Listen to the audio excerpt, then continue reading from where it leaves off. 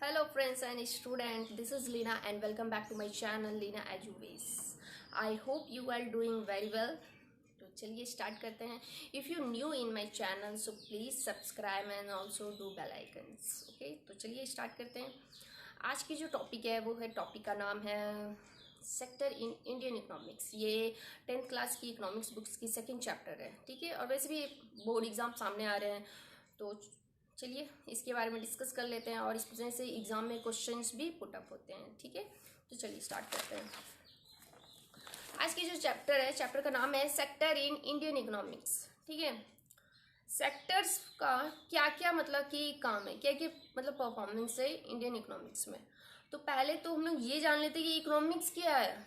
ठीक है, सेक्टर्स के बारे में तो बाद में जानेंगे, पर पहले तो ये तो पता चले कि इकोनॉमिक्स क्या, इकोनॉमिक्स किसको बोलते हैं, इकोनॉमिक्स का क्या वर्क होता है. दोज एक्टिविटीज जो रिलेटेड हो इनकम से. ठीक है, ऐसे काम जो इनकम मतलब कि जनरेट करता हो उसको हम लोग इकोनॉमिक्स बोलते हैं. ठीक है, समझ में आ रहा है. मतलब जो इकोनॉमिक्स मतलब ऐसी एक्टिविटीज जो मतलब इनकम जनरेट करता हो, ऐसे एक्टिविटीज को हम लोग क्या बोलते हैं, इकोनॉमिक्स एक्टिविटीज. ठीक है, तो इसका पहले पढ़ लेते हैं. Those activities which generate some income. ठीक है, some incomes are non as economics activities. ये था इकोनॉमिक्स एक्टिविटीज का मीनिंग. अब आते हैं, जब हमें पता चलिए कि इकोनॉमिक्स मतलब इनकम से रिलेटेड है. ठीक है, जो भी हम लोग मनी, जो भी पैसे से रिलेटेड है उसको हम लोग इकोनॉमिक्स एक्टिविटीज बोलते हैं. तो अब ये सेक्टर्स के बारे में जानते हैं कि ये सेक्टर्स का क्या मतलब की क्राइटेरिया है. 3 तरह के सेक्टर्स होते हैं. ठीक है, पहला होता है प्राइमरी सेक्टर, सेकेंड होता है सेकेंडरी सेक्टर एंड लास्ट होता है टेरिशरी सेक्टर. तो अब ये जो तीनों सेक्टर्स है ना, इसके मतलब कि क्या क्या मतलब कि फंक्शन है, इसके क्या क्या काम होते हैं इंडियन इकोनॉमिक्स में, ये तीनों का क्या काम है. सबसे पहले हम लोग बात करते हैं कि प्राइमरी सेक्टर क्या है. प्राइमरी सेक्टर में ऐसे मतलब एक्टिविटीज को हम लोग इन्वॉल्व करते हैं जो नेचुरल रिसोर्सेज को यूज करते हैं. क्लियर है, जो हमें नेचर से मतलब प्रोवाइड किया गया है, अगर हम उस चीज़ को यूज़ करके अगर कोई भी एक्टिविटीज़ करते हैं तो उसे हम लोग प्राइमरी सेक्टर में इन्वॉल्व करते हैं. जैसे लाएगा एग्रीकल्चर हो गया, फिशिंग करना हो गया, या फिर फॉरेस्ट्री हो गया, डेयरी हो गया. ठीक है, तो ये सारी जो एक्टिविटीज़ है ये हम लोग प्राइमरी सेक्टर में करते हैं. सेकेंड आते हैं सेकेंडरी सेक्टर, जिसको हिंदी में बोलते हैं द्वितीयक क्षेत्र. अब जब हम लोग प्राइमरी सेक्टर में हमने क्या किया, एग्रीकल्चर करा, ठीक है, फॉरेस्ट्री किया, डेयरी किया. सेकेंडरी में क्या काम होता है, सेकेंडरी में हम लोग सेकेंडरी सेक्टर को हम लोग मैन्युफैक्चरिंग सेक्टर भी बोलते हैं, इंडस्ट्रियल सेक्टर भी बोलते हैं. क्यों बोलते हैं, क्योंकि सेकेंडरी सेक्टर में क्या काम होता है, जो प्राइमरी सेक्टर में आपने जो वर्क करा है उसको कन्वर्सन का काम करता है. ठीक है, उसको एक न्यू फॉर्म, एक नया फॉर्म पे मतलब कि प्रोड्यूस करते हैं, तो उसको हम लोग बोलते हैं सेकेंडरी सेक्टर, यानी कि द्वितीयक क्षेत्र बोलते हैं. ठीक है,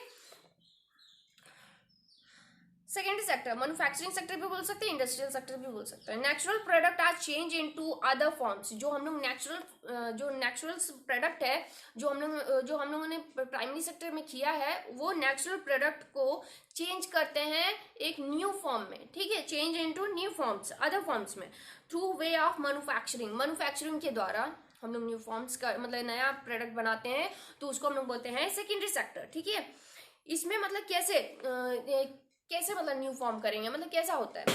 जैसे कि आपको पता है कि प्राइमरी सेक्टर में आपने क्या किया, जैसे कि आपने क्रॉप्स उगाया, जैसे कि शुगर केन का. ठीक है, गन्ना का आपने खेती किया, गन्ना आपका क्या हो जाएगा, शुगर केन क्या हो गया, आपके प्राइमरी सेक्टर है. और शुगर केन से अगर आप शुगर निकालते हो, ठीक है, एक नया प्रोडक्ट बन गया ना, शुगर बन गया, चीनी बन गया शुगर केन से, तो ये चीनी शुगर क्या हो गया, आपके सेकेंडरी सेक्टर हो गया. आई होप क्लियर है आप लोग की. ठीक है, एंड लास्ट आते हैं टेरिशरी सेक्टर. टेरिशरी सेक्टर को हम लोग बोलते हैं तृतीयक क्षेत्र. ठीक है, टेरिशरी सेक्टर बोलते हैं इसको. ये इसमें क्या काम होता है, these activities by themselves do not produce a goods but they are an add on support for the production process, also known as service sector. मतलब सर्विस सेक्टर एक ऐसा प्लेटफॉर्म है जहां पे हम कोई भी गुड्स को प्रोड्यूस नहीं करते. ठीक है, इसमें कोई गुड्स प्रोडक्शन ऐसा कुछ नहीं होता है, क्योंकि आपके प्राइमरी एंड सेकेंडरी में होता है. आप प्राइमरी में क्रॉप्स उगाते हो तो उसको आप चेंज करते हो, मैन्युफैक्चरिंग करते हो, कहाँ पे करते हो, सेकेंडरी सेक्टर में करते हो.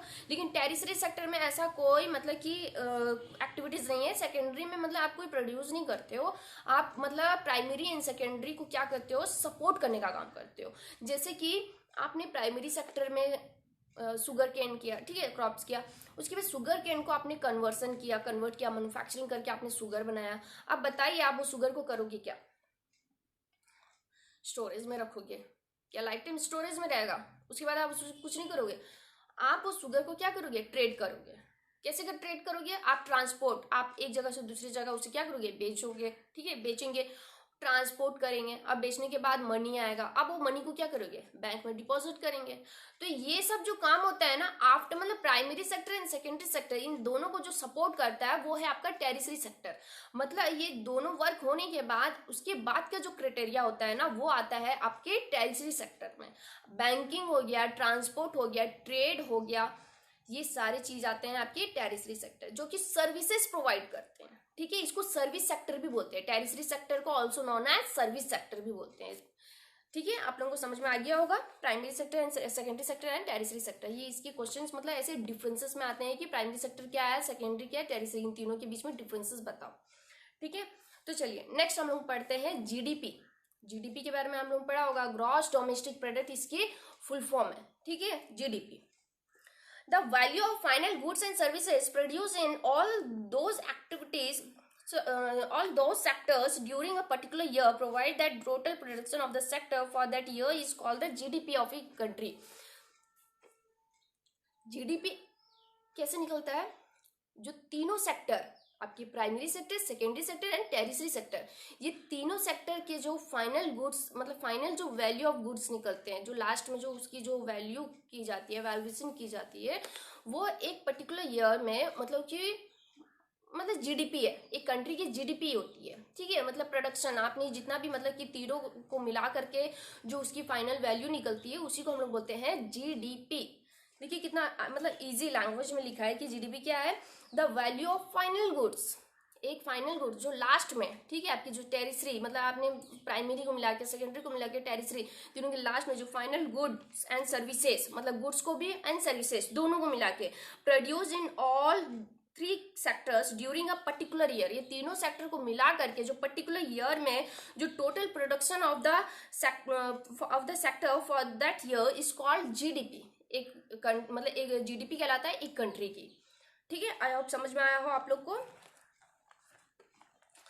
अब मेरा क्वेश्चन है, एक बात बताइए कि आप लोगों ने प्राइमरी सेक्टर को मैंने बता दिया, प्राइमरी सेक्टर क्या है, सेकेंडरी क्या है एंड टेरिसरी सेक्टर क्या है, ये भी मैंने आप लोगों को बताया। मेन जो मतलब जो रोल होता है वो कौन प्ले करता है? ऐसे बोला जाए तो मतलब इंडिपेंडेंस के टाइम पे तो मेन तो प्राइमरी सेक्टर का बहुत ज़्यादा वैल्यू था, लेकिन अभी याद रखिएगा कि जो टेरिसरी सेक्टर के बिना आप एक कंट्री का डेवलपमेंट पॉसिबल ही नहीं है। कैसे? देखिए मतलब यहाँ एक मैं पॉइंट लिखी हूँ, देखिए, rising importance of the tertiary sector, ठीक है। मतलब क्या इंपॉर्टेंस है टेरिसरी सेक्टर की? In any country several services such as hospital, educational institution, defence, transport, banks etc are required. हर कंट्री में जो सर्विसेज सेक्टर होती है, ये सब मतलब रिक्वायरमेंट होती है, रिक्वायर्ड रहती है। आपने प्राइमरी सेक्टर में एग्रीकल्चर किया, ठीक है, और उसको कन्वर्सन का काम किया, सेकेंडरी में एक नया प्रोडक्ट बनाया, ठीक है, और उसके बाद आप उसको क्या करोगे? ट्रेड करोगे, आप उसको ट्रांसपोर्ट करोगे, जो पैसे आएंगे बैंक में जमा होगा, ये सब सर्विसेज सेक्टर में है। अगर ये सर्विसेज सेक्टर होगा ही नहीं, आप वो सर्विसेज करेंगे ही नहीं, मतलब आपने सिर्फ प्राइमरी का काम किया और सेकेंडरी का काम किया, उसके बाद क्या होगा? क्या एक इकोनॉमिक्स की डेवलपमेंट पॉसिबल है without service sector, without tertiary sector के बिना क्या एक इकोनॉमिक्स की डेवलपमेंट पॉसिबल है? बिल्कुल नहीं है। तो इसकी इंपॉर्टेंस बताई जा रही है। क्या एजुकेशनल इंस्टीट्यूशन जितने भी मतलब कि जो ट्यूशन खुले हैं, स्कूल्स खुले हैं, कॉलेजेस खुले हैं, क्या अगर ये सब सर्विसेज प्रोवाइड नहीं करेंगे तो क्या एक देश का विकास होगा? कभी नहीं होगा। हॉस्पिटल्स नहीं रहेंगे तो क्या मतलब कि लोग ऐसे ही मर जाएंगे, सर्विसेज प्रोवाइड नहीं होगा तो। बैंक अगर नहीं खुला रहेगा तो इंसान अपनी जमा पूंजी कहाँ जमा करेंगे? अपने घर पे रखेंगे, घर पे रहेगा तो खर्चा हो जाएगा। तो ये सब का वैल्यू वो बता रहे कि क्या इंपॉर्टेंस है सर्विस सेक्टर में, ओके। अब आते हैं next, NREGA, most important topic है नरेगा, ठीक है। ये जो नरेगा ये आया था 2005 में, national rural employment guarantee act 2005, ये नरेगा जो है 2005 में एक्ट लाया गया था। और इसका लाने का मेन काम होता है, आप लोगों ने अनएम्प्लॉयमेंट के बारे में तो सुना होगा। अनएम्प्लॉयमेंट बोले तो बेरोजगारी, ठीक है। बेरोजगार क्या है? जिनको उनके अकॉर्डिंग काम नहीं मिलता, वो पढ़े लिखे हैं फिर भी उनको उनके मतलब के हिसाब से काम नहीं मिलता है, तो उसको क्या बोलते हैं? बेरोजगार बोलते हैं, उनको काम नहीं मिला है। तो ऐसे में 2005 में एक एक्ट को मतलब कि पास किया गया था जिनका नाम है नरेगा, ठीक है। NREGA, national rural employment guarantee act 2005। ये एक्ट लाने का मेन मोटिव था कि जितने भी मतलब कि अनएम्प्लॉयमेंट लोग हैं उनको क्या करना, जॉब प्रोवाइड करना।